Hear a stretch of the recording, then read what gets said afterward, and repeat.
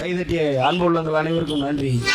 மனசுக்கு ஒரு பெரிய ஆனந்தம். என்ன ஆனந்தம் அப்படின்னா, இப்போ நாடகம் எல்லா ஊர்லேயும் நடக்குது, எல்லா கலைஞர்களும் போய் அவங்க திறமைகளை காமிச்சிட்டு வராங்க.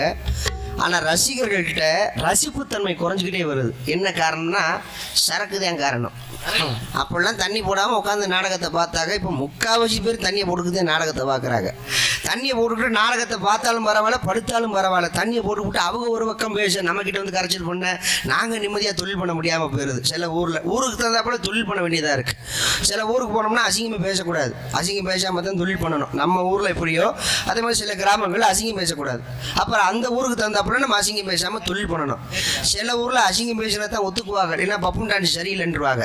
அசிங்கம் பேசாமல் என்ன தொழில் பண்ணுறீங்கன்னு சில ஊரில் டான்ஸ் பப்புன்னு கட்டியே பிடிக்கக்கூடாது. அந்த ஊரில் சில ஊரில் அப்படி ஒரு இது இருக்கும். அந்த கட்டி இல்லைங்க, கட்டி பிடிக்கக்கூடாது. அதே மாதிரி சில ஊரில்